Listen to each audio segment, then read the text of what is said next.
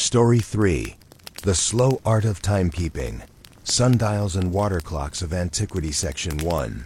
The Whispering Shadows and the Patient Gnomon. Imagine, if you will, awakening not to the insistent chime of a digital alarm, nor even the rhythmic tick-tock of a mechanical clock, but to the gentle, unhurried passage of light itself. In the ancient world, before the meticulous quantification of minutes and seconds, time unfolded with a different, more natural cadence. It was a world profoundly attuned to the sun's journey across the sky, and the earliest, most widespread, and perhaps most elegantly simple instrument for charting this celestial dance was the sundial. You might think of sundials today as charming, decorative relics in a garden, a quaint nod to a bygone era. Yet for millennia, these seemingly humble devices stood at the very cutting edge of human ingenuity and observation. Their development was not the result of a sudden flash of brilliance, but rather a slow, deliberate accumulation of knowledge, a testament to centuries of patient astronomical study and the evolving understanding of geometry. This was the true, boring history of timekeeping, a patient, quiet observation of shadows, a silent agreement with the sun's unchanging rhythm. Story of time in antiquity begins, quite naturally, with the most dominant celestial presence, the sun itself. Early humans, like all living things, instinctively understood the binary division of day and night. The rising sun signaled activity, the setting sun, rest. But for more granular distinctions, for knowing when to begin a specific task in the fields, when a communal meal was ready, when a public assembly was scheduled, or when a particular religious rite was due, a more refined method was essential. The answer lay in the very shadows cast by any upright object, illuminated by the sun's steady march. The most rudimentary sundial, the primal genesis of all horological instruments, was nothing more than a gnomon.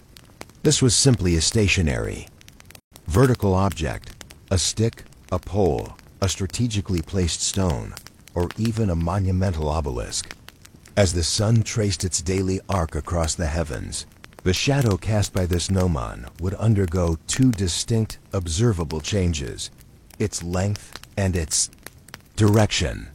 At sunrise, with the sun low on the horizon, the shadow would be immensely long, stretching westward. As the sun climbed higher, approaching its zenith, its highest point in the sky, the shadow would progressively shorten, eventually reaching its shortest length at local noon. Then, as the sun began its descent towards the western horizon, the shadow would lengthen once more, extending eastward until sunset. Simultaneously, the direction of the shadow would subtly, but perceptibly, pivot. In the northern hemisphere, it would begin pointing generally west in the morning, pivot through north at noon, if the gnomon was perfectly aligned true north, and then arc towards the east in the afternoon. This continuous, predictable metamorphosis of the shadow was the very first clock face known to humanity. You could almost visualize an ancient priest astronomer in Mesopotamia, perhaps in the dusty courtyard of a ziggurat or an Egyptian farmer. Beside the Nile, they might be patiently making marks on the ground, tracing the tip of a shadow at specific moments, perhaps when it aligned with a certain stone or reached a specific length. The goal wasn't to measure precise minutes as we do. Rather, it was to delineate broader, more meaningful segments of the day, divisions intrinsically tied to daily life. The moment for the morning offering, the heat of midday rest, the time to gather the flocks before twilight. These were what historians refer to as seasonal hours, meaning the length of an hour varied depending on the time of year. In summer, when the period of daylight was considerably longer, these hours would be stretched. In winter, when days were short and shadows long, the same hours would be compressed. This adaptation was perfectly logical for agricultural societies, where activities were dictated by the natural availability of sunlight for work and rest. The evolution from a simple stick in the ground to a truly sophisticated sundial spanned centuries and involved intellectual contributions from multiple great civilizations. The Egyptians, known for their monumental architecture and astronomical observations, integrated vast obelisks into their urban planning. These towering stone needles effectively functioned as enormous public sundials, their immense shadows sweeping across temple courtyards or market squares, providing a public, visual indication of the sun's progress for the entire populace.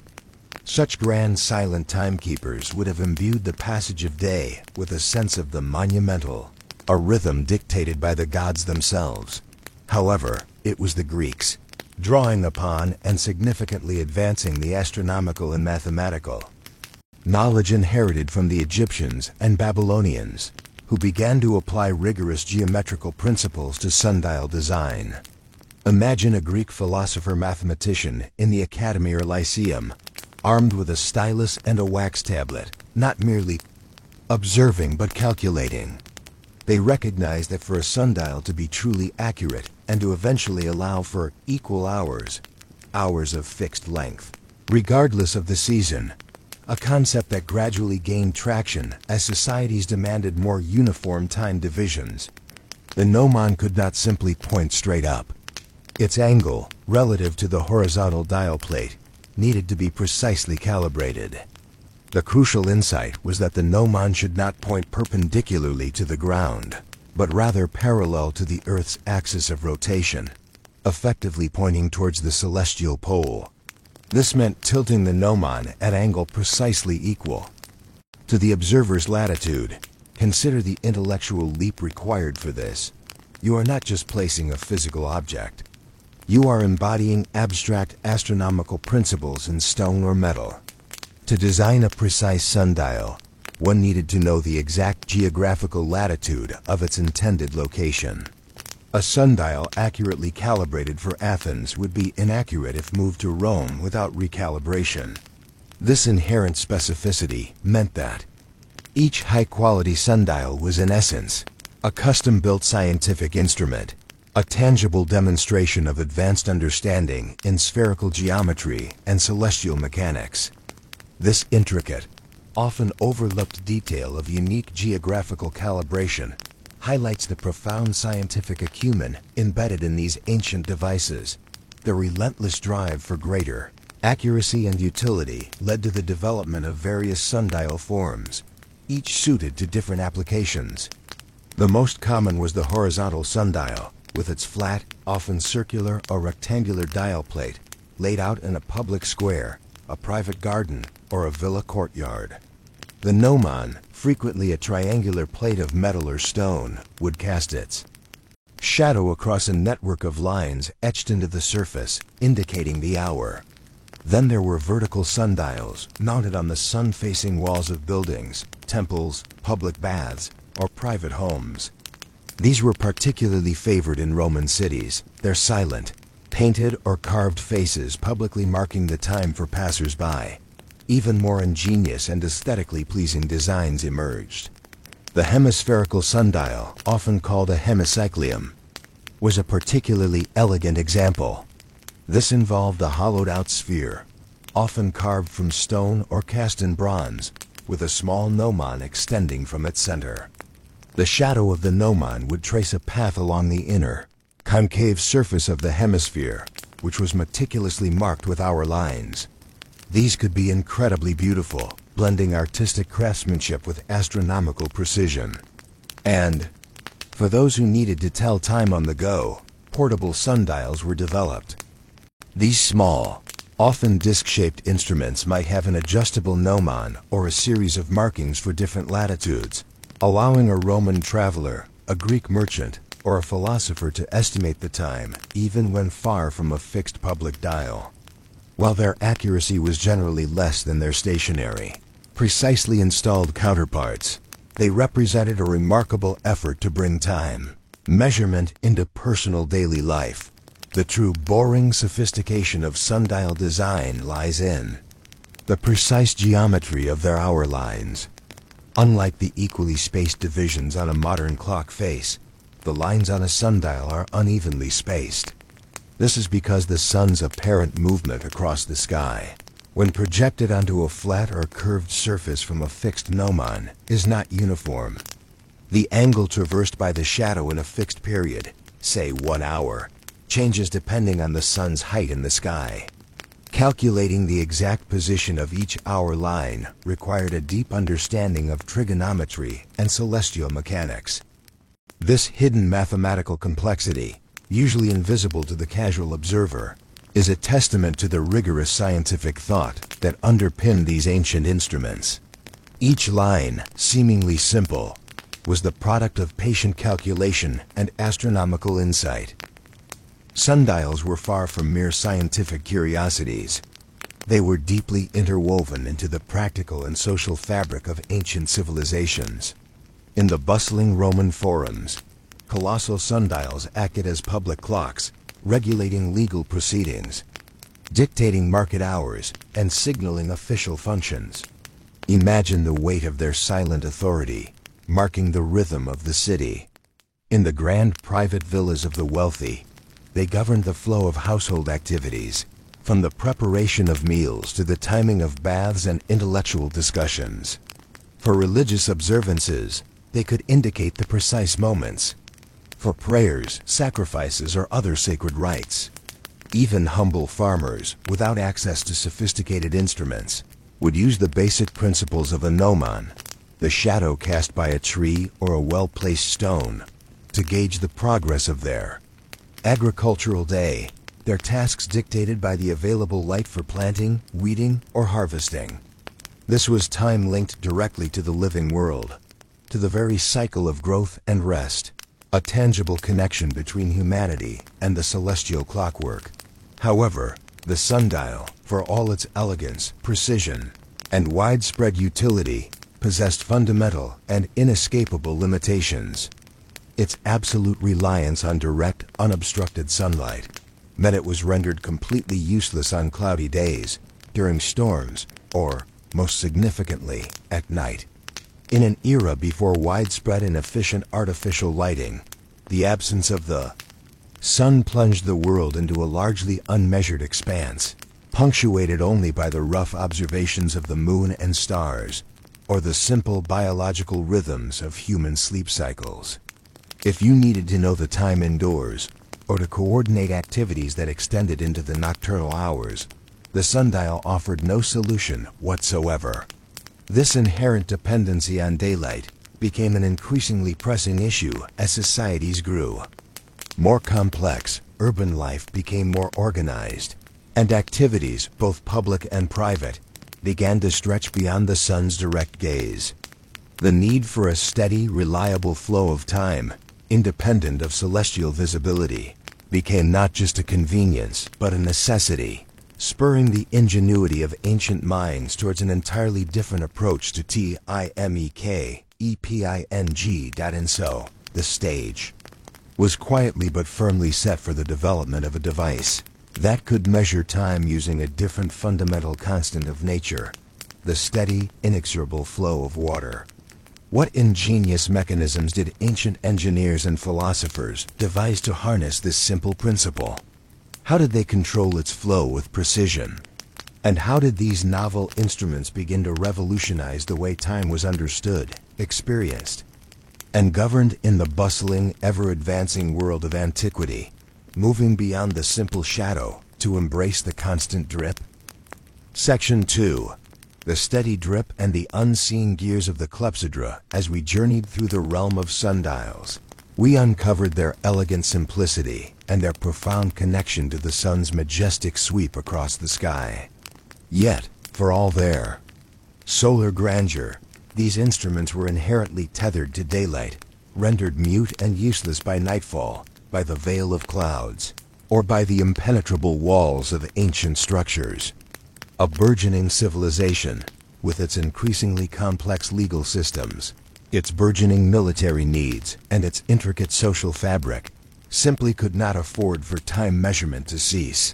When the sun dipped below the horizon, or when inclement weather obscured its benevolent gaze, this pressing, practical demand for timekeeping, independent of sunlight, compelled the ingenious minds of ancient engineers and philosophers to turn their gaze earthward, towards a different, equally fundamental force of nature, the steady, relentless, and remarkably predictable flow of water. This necessity birthed the clepsydra, a name resonating with lyrical efficiency, derived from the Greek kleptein, to steal, and hydr, water.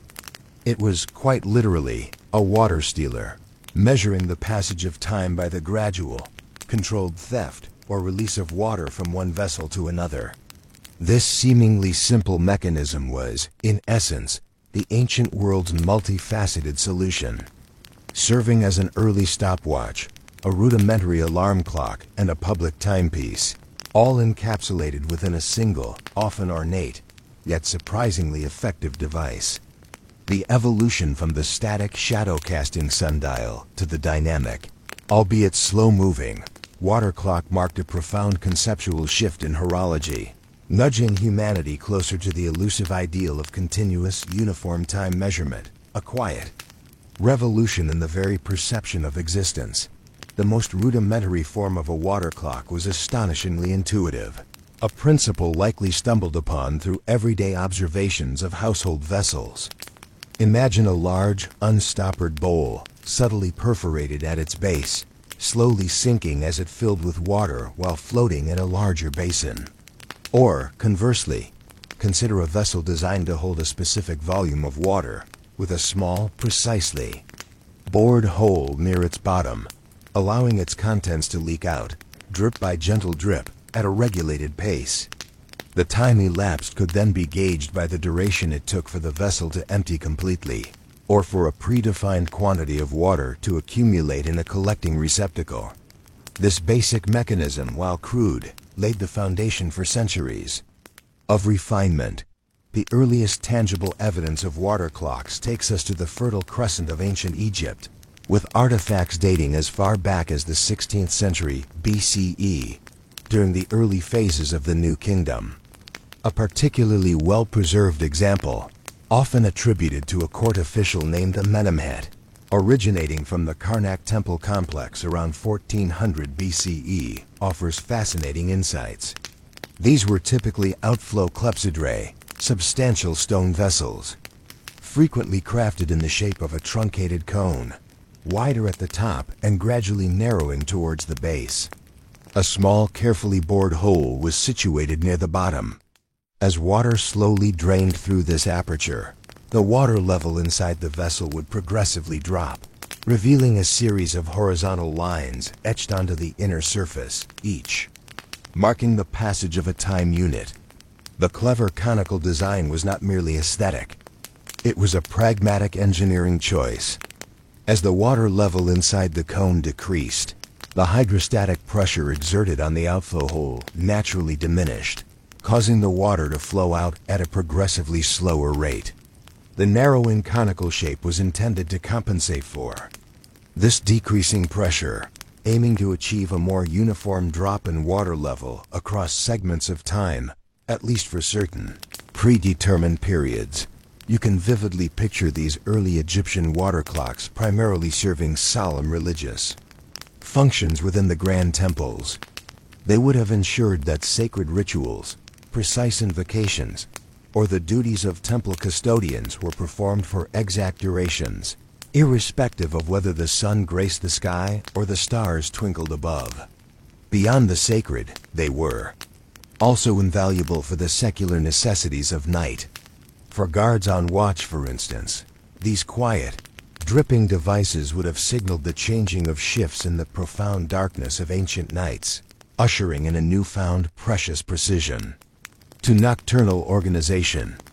The soft rhythmic drip of water, almost imperceptible against the backdrop of silence, would have created a soothing, almost hypnotic sound in the hushed corridors of a temple or the disciplined barracks of a garrison, a quiet counterpoint to the more dramatic clamor of daily life. However, the inherent inconsistency of the simple outflow clepsydra became increasingly apparent as the ancient world's demand for greater temporal precision intensified. The diminishing pressure as the water level dropped meant that the hours measured at the beginning of the cycle were inevitably shorter than those measured towards the end. leading to an inconsistent and increasingly unacceptable variance in measurement. While this might have been tolerable for rough estimates, it posed a significant impediment to applications requiring genuine accuracy and fairness, like legal proceedings or scientific observations. This fundamental challenge spurred remarkable advancements, particularly in the intellectual crucible of ancient Greece and, subsequently, Rome, where the practical and philosophical demands for accurate timekeeping reached new heights. The pivotal breakthrough was the conception and refinement of the inflow clepsydra. In a brilliant reversal of the previous design, instead of measuring water flowing out of a vessel, these sophisticated devices measured water flowing into a receiving vessel from a meticulously maintained, constant-level reservoir. Imagine a large, elevated tank of water, continuously replenished, perhaps by a natural spring, an intricate aqueduct system, or a larger cistern. A clever overflow mechanism, such as a narrow channel at the top of the reservoir, ensured that any excess water simply flowed away, thereby keeping the water level in this primary supply tank absolutely stable and consistent. From this perpetually stable reservoir, water was then allowed to drip, at a remarkably uniform rate, through a precisely bored orifice into a second, graduated receiving vessel below, because the hydrostatic pressure at the outflow hole remained constant. The water flowed at an almost perfectly uniform rate into the measuring vessel. This was a monumental leap towards achieving equal hours time divisions of truly consistent length, entirely independent of the season or the remaining water in the clock itself. The mechanical ingenuity of the Greeks and Romans did not merely halt at this principle. They integrated increasingly complex and utterly fascinating mechanisms into their water clocks, pushing the boundaries of early automation. Picture a float crafted from light wood or cork, resting gently on the surface of the rising water within the receiving vessel. This float would be ingeniously attached to an indicator rod that would ascend proportionally with the water level, silently pointing to a scale marked with hourly divisions. This scale could be directly engraved onto the inner surface of the receiving vessel, or, in more advanced designs, it could be part of a separate, elaborate circular dial positioned above the water reservoir. Some of the most advanced clepsydrae even incorporated primitive gears, a stunning testament to the nascent stages of mechanical engineering in antiquity. For instance, the ascending float might engage with and turn a small gear, which in turn rotated a larger gear connected to a rudimentary hour hand on a public dial. This allowed for a more intuitive, clock-like display, even though the intricate power source remained the slow, silent descent of water. Yet, the persistent challenge of reconciling seasonal hours versus equal hours continued to preoccupy ancient timekeepers.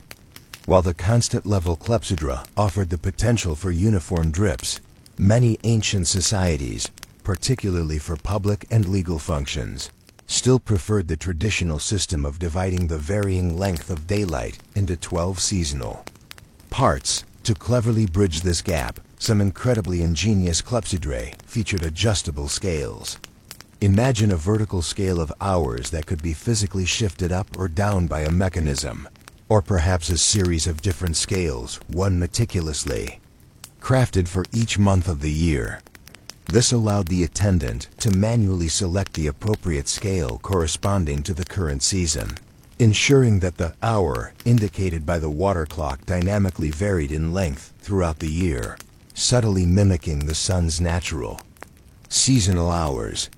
This remarkable adaptability highlights the deep-seated practical, rather than purely theoretical, concerns that drove ancient horological innovation. Perhaps one of the most celebrated and historically impactful applications of water clocks in antiquity was within the bustling, often raucous, Athenian law courts. Here, the principles of precision, fairness, and strict adherence to protocol were paramount, especially in regulating the time allotted for impassioned speeches. You can vividly envision a prominent clepsydra, Perhaps a beautifully cast bronze vessel adorned with figures, standing majestically in the courtroom as a speaker, rose to deliver their arguments. A designated court official would pull a stopper, allowing water to commence its measured flow. The moment the water level reached a predetermined mark, or the vessel emptied completely, the speaker's allotted time was unequivocally concluded, regardless of whether their impassioned rhetoric had reached its intended crescendo. This was a truly boring but profoundly significant detail. The very functioning of Athenian democracy, the pursuit of justice, and the safeguarding of legal equality were quite literally regulated by the steady, impartial drip of water. It stood as a tangible embodiment of order, preventing endless rhetoric and ensuring that all parties, rich or poor, eloquent or hesitant, had a precisely measured, fair, albeit limited, opportunity to present their case. Beyond the courtroom, water clocks found indispensable utility in various aspects of Roman and Greek public and private life. In military garrisons, they were employed to divide the long dark hours of the night into consistent watches, ensuring that sentinels maintained their vigil with unbroken regularity.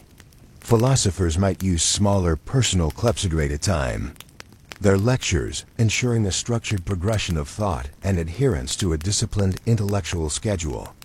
Wealthy citizens, embracing new technologies, would install them in their grand villas, serving not only as a functional means of organizing their complex daily schedules, but also as potent status symbols, demonstrating their appreciation for order and their access to advanced engineering. Some of the most highly complex clepsydrae even incorporated primitive forms of automation, designed to audibly signal the passage of time by ringing small bells or dropping miniature pebbles into a resounding bronze basin at precise intervals. These were the earliest ancestors of our modern clock chimes, bringing a crucial auditory dimension to the relentless passage of time. Yet, despite these remarkable feats of ancient engineering, water clocks were far from perfect, plagued by their own set of boring complexities and limitations. The absolute precision required in boring the outflow hole was immense. Even a microscopic imperfection, a slight roughening of the edges, or an imperceptible accumulation of sediment, could drastically alter the flow rate, subtly undermining the clock's accuracy. The water itself presented its own challenges. Its viscosity, its thickness or resistance to flow, changed demonstrably with temperature. Cold water flowed more sluggishly than warm water. This meant that a water clock would inherently keep time differently on a chilly winter morning than on a sweltering summer afternoon unless carefully managed. To counteract this environmental sensitivity, some of the most advanced designs ventured into incorporating rudimentary mechanisms to maintain a constant water temperature, perhaps by situating the clock within a dedicated, temperature-controlled chamber, or by employing elaborate double-walled vessels designed to insulate the water. These solutions, while ingenious, added yet another layer of engineering complexity and maintenance. Evaporation was another subtle, relentless enemy, particularly in hot, arid climates like those often found in the Mediterranean.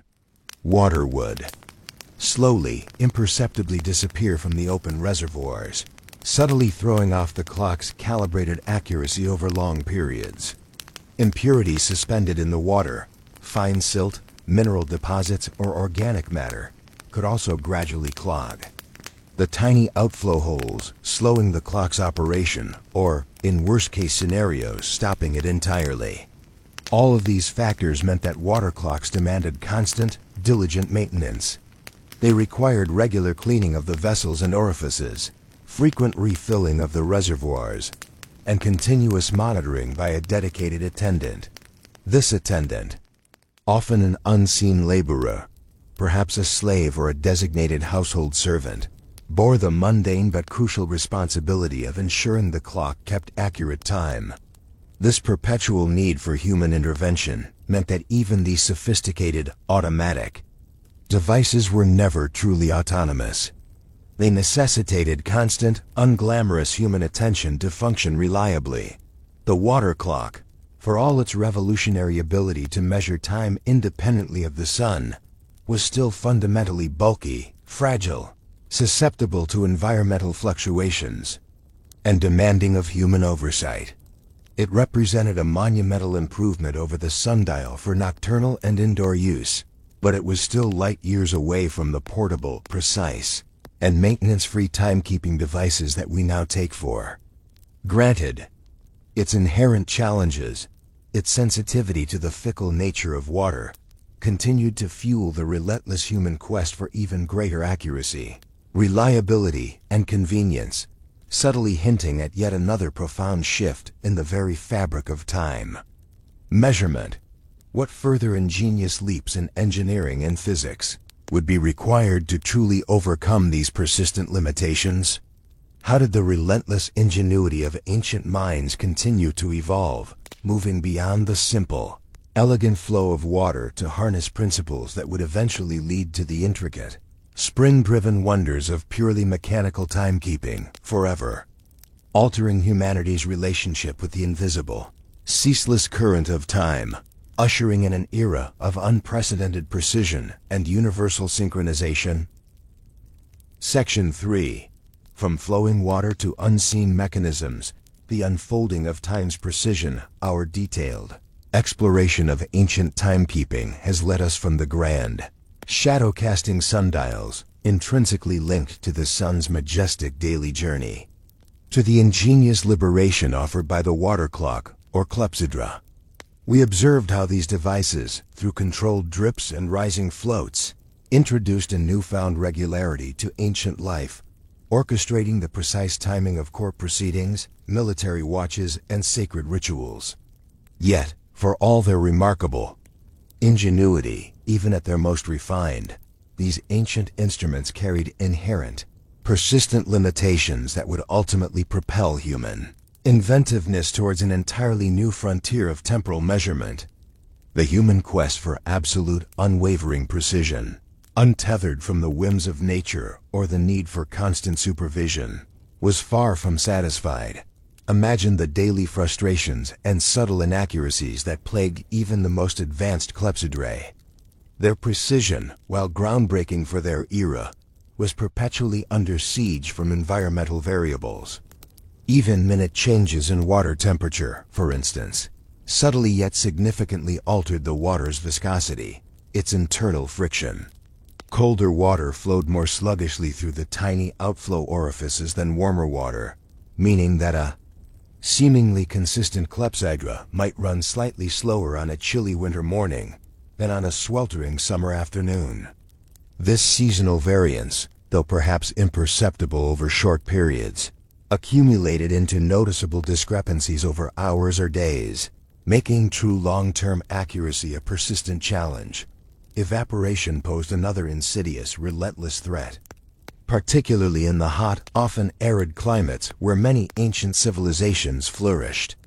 Water exposed to the air, especially from an open reservoir, would slowly but inexorably disappear, subtly diminishing the volume and thus the pressure driving the flow, throwing off the clock's meticulous calibration. Furthermore, impurities suspended in the water, fine silt from a river, mineral deposits from a well, or microscopic organic matter, were a constant bane. These particles could gradually accumulate and clog the tiny, precisely drilled outflow holes, reducing the flow rate, or, in worst-case scenarios, completely obstructing it, bringing the time-stealing to a grinding halt. All of these factors necessitated constant, diligent maintenance. These large, often bulky devices were typically fixed installations, requiring regular cleaning of the vessels and orifices, frequent refilling of the reservoirs, and crucially, perpetual human oversight. A dedicated attendant, often an unseen laborer themselves, perhaps a slave, a servant, or a monastic brother, bore the mundane yet vital responsibility of ensuring the clock kept accurate time, day in and day out. This continuous human intervention meant that even these sophisticated automatic devices were never truly autonomous. They demanded constant, unglamorous human attention to function reliably. Moreover, ancient societies were rapidly expanding in scale and complexity. Coordinating activities across vast distances, or within the burgeoning, bustling urban centers, demanded more than just fixed, stationary timekeepers. You couldn't carry a precise water clock into a distant battlefield, nor could you easily synchronize hundreds of them across a sprawling empire. The ancient world yearned for a timekeeping solution that was truly portable, consistently accurate across varying conditions, and most importantly, fully mechanical and self-regulating. The pursuit of time itself became a relentless drive towards greater independence from environmental caprice and human intervention. This profound aspiration for automated, unwavering precision led to a monumental conceptual leap, one that would ultimately lay the groundwork for the intricate gears, springs, and oscillating balances of true mechanical clocks. While the direct technological lineage from the clepsydra to the sophisticated mechanical clock of the European Middle Ages isn't a perfectly linear progression, there were tantalizing glimpses and theoretical understandings of advanced mechanical principles in antiquity. These early insights hinted at minds grappling with complex, automated motion in ways that transcended simple water flow. Perhaps the most compelling, and arguably boring yet profoundly significant, example of this ancient intellectual foresight is the Antikythera mechanism. Discovered in a shipwreck off the coast of the Greek island of Antikythera in 1901. This corroded lump of bronze, initially mistaken by divers for a mere rock, gradually revealed itself, through painstaking cleaning and analysis over decades, to be an astronomical calculator of breathtaking complexity. Dating back to roughly 205 BCE, this artifact unveiled a mastery of precision gear train engineering that was utterly astonishing for its time, far exceeding anything known until the Renaissance. It was not a clock designed to tell current time in the way we understand it, but rather a sophisticated analog computer, crafted to predict astronomical positions and eclipses for decades in advance. Its internal mechanism comprised dozens of intricately meshed bronze gears, some no larger than a fingernail, each precisely cut with often irregular teeth, arranged and interconnected within a wooden casing. You must visualize a miniature cosmos, meticulously recreated in bronze, where each tooth on each gear contributed to the precise, interconnected dance of celestial bodies. One set of gears predicted the movements of the sun and moon, including the lunar phases. Another set predicted the complex elliptical path of the moon, even accounting for its varying speed. Further gears modeled the retrograde motion of the known planets, Mercury, Venus, Mars, Jupiter, Saturn, as observed from Earth. It possessed multiple dials, one for the zodiac and calendar, another for the lunar phase, and others for eclipse prediction, even indicating the likelihood of solar and lunar eclipses. The existence of the Antikythera mechanism is not just an archaeological curiosity. It is irrefutable proof that ancient Greek engineers possessed the theoretical knowledge and practical skill to construct complex, multi-geared mechanisms capable of modeling intricate natural phenomena.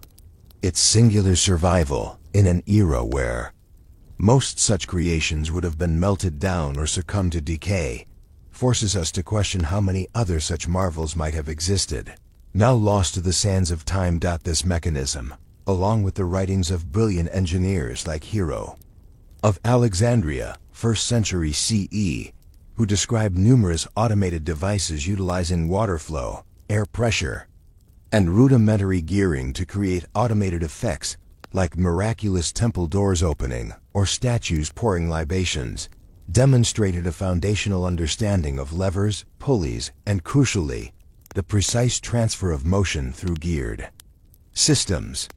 These early experiments, while not always directly focused on timekeeping in the modern sense, were pivotal intellectual and practical steps. They showed that the continuous flow of a natural element, like water, could be harnessed and translated into precise, controllable, discrete movements via interconnected mechanical parts. The absolute key intellectual challenge, the Holy Grail of ancient horology that even the most advanced water clocks couldn't fully conquer, was the invention of the escapement. An escapement is a marvel of mechanical engineering. It's a mechanism that converts continuous, unregulated motion, such as the steady pull of a falling weight or the continuous flow of water through a complex system, into a precise, oscillating, and crucially, regulated intermittent motion. It acts as a gatekeeper, allowing a clock's gear train to advance not freely and haphazardly, but in tiny, uniform, controlled steps, powered by a steady force. The ancients understood the concept of uniform flow, as seen in the constant level clepsydra, but regulating that flow into truly consistent, countable ticks or steps of time, independent of external factors like temperature or water level, remained tantalizingly elusive with water alone. The escapement, when finally conceived, was the ingenious solution to this conundrum. After the brilliance of the Hellenistic period and the practical innovations of the Roman Empire, there follows a historical gap, often referred to as the lost centuries or the early medieval period in Western Europe, where direct archaeological or textual evidence of significant horological advancement becomes scarce. The precise lineage of how the complex geared mechanisms hinted at by the Antikythera mechanism eventually evolved into the first true mechanical clocks is still a subject of intense scholarly debate. It wasn't a sudden singular invention, but likely a gradual, distributed accumulation of practical engineering knowledge within monastic communities, early universities, and burgeoning urban centers across Europe and perhaps the Islamic world. Over many centuries, the fall of empires, the dissolution of established knowledge networks, and shifts in societal priorities likely played a role in this apparent hiatus. The true dawn of mechanical clocks as we recognize them largely emerged in medieval Europe, roughly between the late 13th and early 14th centuries. These monumental devices, often designed for installation in towering cathedral belfries or prominent public squares, were the direct, if distant, conceptual descendants of the ancient quest for better timekeeping. What made them utterly revolutionary, finally transcending the inherent limitations of water and shadow, was the invention of the verge escapement combined with a foliot, a horizontal bar with weights, or later, a balance wheel. This groundbreaking mechanism used a falling weight as a consistent power source, and the escapement then regulated its descent. It allowed a gear train to advance in discrete, regular, though initially not perfectly accurate, steps, producing the very first truly ticking clocks. Later, much later, in the 17th century, the extraordinary genius of Christian Huygens would introduce the pendulum as a much more precise regulating element, replacing the less accurate foliot and ushering in an era of unprecedented accuracy for large, stationary mechanical clocks. The conceptual shift was profound and irreversible. Time was no longer measured by the length of a sunbeam's shadow or the volume of a dripping liquid. It was now defined by the relentless, consistent oscillation of a finely tuned mechanical regulator. This marked the definitive transition from natural time, dictated by the cyclical, somewhat variable rhythms of the sun or the nuanced flow of water, to artificial time, time dictated by the precise, uniform, and abstract beat of a machine.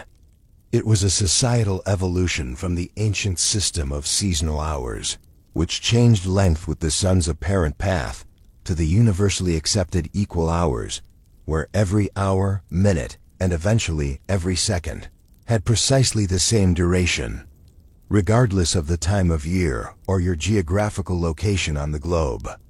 This seemingly boring standardization was, in fact, a crucial foundational element for the scientific revolution. The rise of global commerce, the coordination of complex military movements, and ultimately, the synchronized, interconnected world we inhabit today. The impact and enduring legacy of the ancient timekeepers, the patient observers of shadows and the careful tenders of flowing water, cannot be overstated. Sundials and water clocks, despite their eventual technological obsolescence, laid the essential conceptual and practical groundwork for all subsequent horological innovation. They instilled in humanity the fundamental, transformative idea that time could be measured, divided, predicted, and crucially, controlled. They pushed the boundaries of geometry, astronomy, and rudimentary hydraulics, fostering a spirit of inquiry and precision that would inspire generations of inventors and thinkers. Their widespread existence meant that ancient societies could organize themselves with a sophistication previously unimaginable, bringing a newfound regularity to law, commerce, religious practice, and military strategy. The fundamental transformation. From time as an organic, fluid, and unpredictable experience to time as a quantifiable, controllable, and predictable entity began, quite literally, with these slow, patient, and deceptively simple instruments. You can reflect on this profound, yet often unacknowledged, historical shift. From the simplest stick planted in the ground, to the intricate bronze gears of the Antikythera mechanism, and the ingenious plumbing of the clepsydra, humanity's relentless pursuit of mastering time was driven by a deep-seated human desire for order, efficiency, and knowledge. The boring details of shadow angles, water flow rates, and gear ratios were, in fact, the very bedrock upon which our modern, hyper-synchronized global civilization was built. In our own era, where time is measured by the infinitesimal, unwavering vibrations of atomic clocks, accurate to within a fraction of a second over billions of years, it is remarkably easy to overlook and forget the painstaking, multi-millennial journey that brought us here.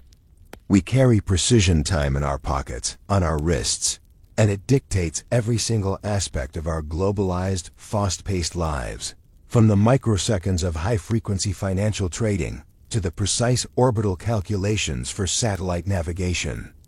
Yet, the fundamental human need to control, understand, and perhaps even bend time to our will remains an enduring constant, merely expressed through vastly more complex and powerful means.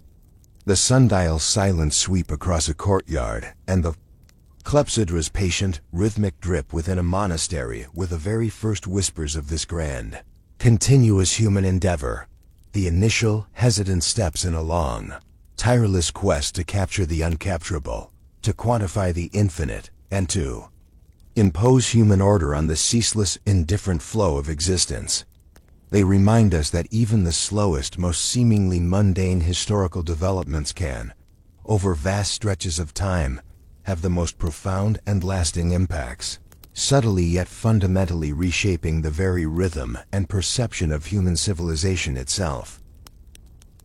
The unending pursuit of time, a deepened reflection as the silent shadows stretched long across ancient courtyards, etched by the unyielding march of sundials, and as the patient drips measured moments within the intricate, hidden chambers of the clepsydra, humanity embarked upon a transformation so profound, so fundamental, that its echoes still resonate through the very fabric of our modern lives. We've journeyed through millennia, from the simplest stick plunged into the dusty earth, to the astonishingly complex dance of gears within the Antikythera mechanism, witnessing a slow, deliberate, and often boring evolution in our capacity to measure and ultimately to master this most elusive, intangible dimension of existence. It was a painstaking evolution, one marked not by the grand clamor of battles or the dramatic pronouncements of kings, but by quiet observation, meticulous calculation, and the relentless, almost obsessive pursuit of an ever greater, ever more reliable precision. And as our exploration of these ancient marvels draws to its contemplative close, it's worth pausing, allowing our minds to drift across the vast expanse of history, to truly consider the colossal, often unacknowledged, impact of this quiet pursuit, and how the distant whispers of those earliest timekeepers continue to shape our hyper-synchronized world, the most fundamental conceptual shift ignited by these ancient instruments was the gradual, almost imperceptible transition from time as a fluid, organic, and deeply personal experience to time as a quantifiable, standardized, and ultimately abstract concept. For the vast majority of human history, time was cyclical, intimately bound to lived experience. You intuitively knew it was midday because the sun beat directly upon your brow, or the shadows were at their shortest. An hour was not a fixed 60 minutes but a twelfth of the daylight period, meaning an hour on a long summer's day was considerably longer than an hour on a short winter's day. This system of seasonal hours, or temporal hours, was perfectly logical, even elegant, for agrarian societies whose lives were dictated by the natural availability of sunlight for planting, tending fields, and harvesting. Work began with dawn and ended with dusk. But the burgeoning complexities of urban centers, the formalization of legal systems, the coordination of increasingly sophisticated military logistics, and eventually, the very foundations of empirical scientific inquiry, demanded something more. They needed equal hours, fixed, uniform units of time that remained constant, irrespective of the sun's variable position or the precise time of year. The sundial, with its varying shadow lines, hinted at this challenge, but the clepsydra, through its controlled, continuous flow, began to truly deliver on the promise of uniform measurement, even with its inherent, frustrating limitations. This seemingly boring standardization was, in fact, a conceptual revolution that slowly but irrevocably reshaped how civilizations organized themselves and how individuals perceived their own fleeting place within the larger flow of time. Consider the compounding impact of this standardization, layer upon subtle layer, accumulating over centuries. It wasn't merely about knowing when to gather for a public assembly in the Athenian Agora. It became about coordinating increasingly intricate workforces in vast Roman quarries, ensuring laborers arrived and departed in unison, maximizing output. It was about enforcing absolute fairness in legal proceedings, where every speaker, rich or poor, eloquent or hesitant, was granted precisely the same meticulously measured duration of voice, as witnessed by the impartial flow of water in a courtroom clepsydra. It was about the grand logistics of supplying sprawling Roman legions, knowing that provisions from distant provinces could be expected to arrive at a predictable time, allowing for more efficient military campaigns.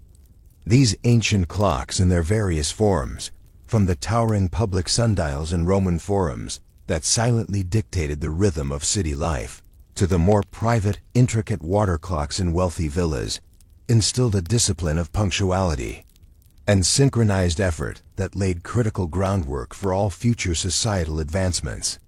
The very concept of a shared schedule, a synchronized existence that extended beyond the immediate family unit or the confines of a small village, began its slow germination with these humble instruments. The inherent limitations of sundials and water clocks, which we have painstakingly explored, were not simply failures or design flaws. They were, in a profound sense, the very engines of further innovation. Each imperfection, each moment of unreliability, be it the sundial rendered useless by a cloudy sky, or the clepsydra's accuracy subtly undermined by a change in water temperature altering its viscosity, or the constant threat of evaporation and clogging by impurities, served as a silent, persistent challenge to the ingenuity of engineers and philosophers across diverse cultures. The frustration of a judge whose courtroom water clock ran agonizingly slow on a cold day, or a night watchman whose clepsydra froze solid in the depths of winter, fueled the relentless, centuries-long drive towards greater mechanical precision. This continuous pursuit of a more accurate, more robust, and ultimately more autonomous timekeeper culminated, many centuries later, in the revolutionary invention of the escapement and the subsequent rise of true mechanical clocks in medieval Europe. Without the foundational astronomical understanding gleaned from sundials and the immense practical engineering experience gained from building and maintaining complex clepsydrae, understanding gears, floats, constant flow mechanisms, and the challenges of precision manufacturing. The conceptual leap to a purely mechanical, gear-driven clock would have been far more distant, perhaps even unimaginable. The boring, iterative improvements and persistent problems of ancient horology were the necessary, unglamorous prerequisites for the mechanical wonders that would eventually define an entire new era. And what of the profound and subtle legacy these ancient timekeepers have bequeathed to our own existence? We find ourselves living in an era utterly saturated by precision time. Our very lives are orchestrated by the relentless invisible tick of atomic clocks, devices of unfathomable accuracy, capable of measuring time to within fractions of a second over billions of years. Our global economy moves at the speed of light, its intricate dance of transactions, enabled by perfectly synchronized timestamps that ensure fair and efficient financial trading across continents. From London to New York to Tokyo, our navigation systems, from the GPS in our smartphones to the complex aerial and maritime routes that crisscross the globe, rely on the exact measurement of time signals broadcast from orbiting satellites. Our global communication networks, our vast power grids, our entire interconnected digital infrastructure, all depend on a ubiquitous, universally agreed upon, and mind-bogglingly precise understanding of time. The ancient notion of seasonal hours now feels utterly alien, a curious, almost quite historical footnote, something belonging to a different perception of reality altogether. We are so deeply immersed in a world of equal, quantifiable, and standardized time that we rarely, if ever, pause to consider its arduous, incremental origins. There's a subtle, perhaps melancholic, irony in this hyper-precision. The ancient world with its sundials and water clocks was by necessity intimately connected to the natural rhythms of day and night, to the subtle gradual changes of the seasons. Time was observed, felt, experienced, often with a certain slowness, a profound patience. A person's body clock, linked to the sunrise and sunset, was often the primary guide. Our modern world, while possessing the technological means to measure time with unimaginable, atomic-level accuracy, often seems to suffer from a pervasive, nagging feeling of not having enough time. We are ceaselessly driven by schedules, relentlessly bound by deadlines, and perpetually pressured by the demands of efficiency. The very tools designed to help us manage time often make us feel more rushed, more fragmented, more harried.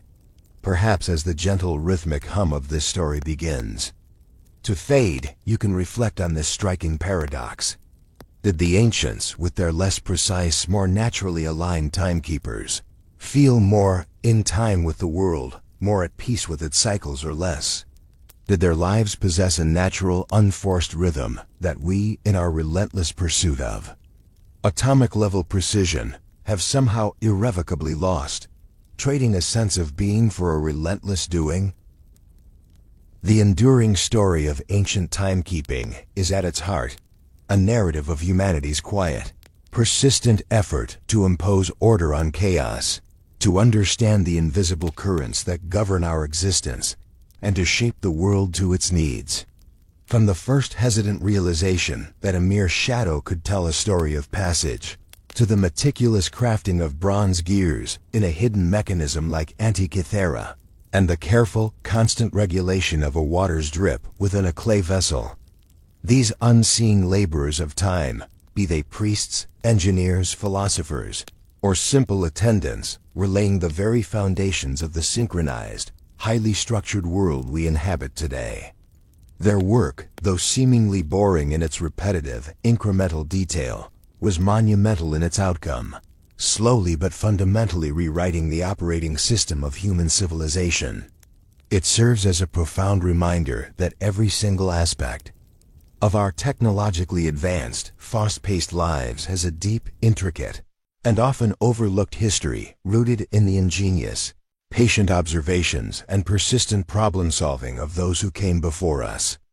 And perhaps, as you drift into slumber, you might find yourself connecting more deeply to that ancient world, a world where time was not yet a tyrant, but a slow, unfolding mystery, patiently whispered by the sun, or gently marked by the steady, ceaseless, almost hypnotic flow of water. It is a legacy that continues to tick silently within us all.